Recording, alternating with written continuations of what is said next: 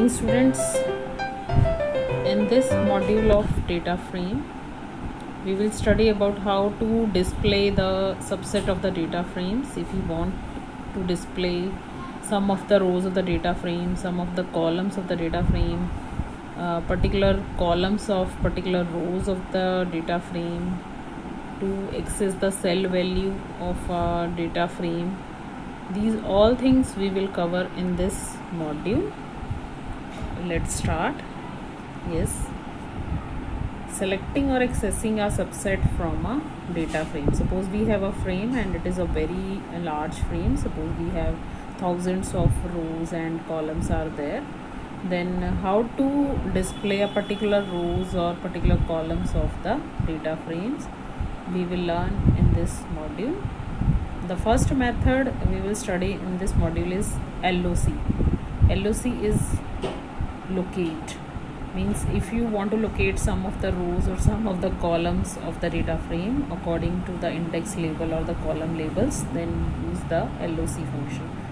Second, we will study in this module is ILOC. ILOC is similar to LOC, but only difference is that in case of LOC we use labels of the rows and columns, and in ILOC we use integer location of the rows or columns to access it. Third is at function. We will study. At means if we want to access a particular cell value, like I want to access the physics marks of student 3, then it means I will use to display only a single value, then I can use add function. Let's start. First we discuss about the LOC. LOC function is, you can see this is the syntax of the LOC. df.loc square bracket start row colon end row comma start column colon end column. The syntax of the LOC is very similar to the slicing we have discussed in 2D array in NumPy. df.loc, first we use this function, then write the start row label from where you want to start the rows to display. Start row colon end row, then start column. Start column is the label from where you want to start to display the columns, and then end columns you have to provide. This is the complete syntax of the LOC, but LOC can be used in different variations, like to access a row. If you want to display only rows, a particular row, then you will use df.loc, write the row label and comma colon. Colon here means all the columns of a particular row. Clear? To access a multiple rows, we write df.loc start row colon end row, and columns I want to display all, then I will write comma colon. Clear? These three variations of the LOC functions are there. Next is to access a selective column. If you want to display not all the columns, you want to display like name column and physics column, and these are in continuation, you can write df.loc colon here means first column here means all the rows, and start column colon end column means from where you want to start and from where you want to end. Clear?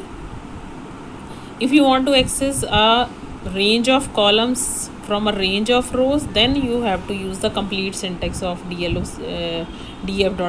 which we discussed at the first position. df.loc start row colon end row comma start column colon end column, because rows are also multiple, columns are also multiple. It means we have to specify the both slice along with LOC.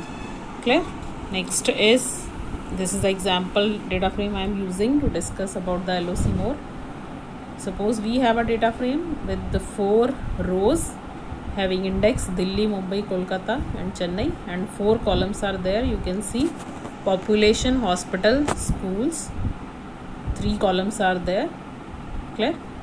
3 column, 4 rows are there. Clear?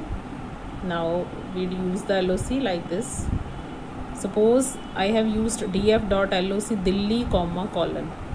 It means Delhi is the row label comma colon. It means colon I am using at the second as a second parameter. It means all the columns of Delhi row will appear. It means this code will display only the Delhi row data. Clear? I can write this code as df.loc Delhi. Clear? I can use clear df.loc Delhi. Next is, if I want to display Mumbai to Kolkata rows, Mumbai to Kolkata and all the column of Mumbai and Kolkata rows, then I will write df.loc Mumbai colon Kolkata. Mumbai and Kolkata rows both are in continuation, so I will write Mumbai colon Kolkata. In between there is no row, it means only 2 rows of data frame will be displayed, Mumbai and Kolkata. Now next syntax, next code I am discussing here. Suppose I have used a data frame here with the columns name, physics, chemistry, maths, and the name of the data frame I am creating is 11th, print 11th. Then I have used print 11th chemistry. You can see 11th chemistry will display the column chemistry of the data frame, and this code will display the whole data frame. Now I have used the 11th LOC2. What does this mean?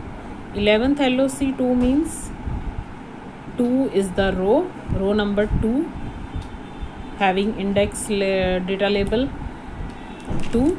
It means third row will be displayed and all the columns of the third row will be displayed.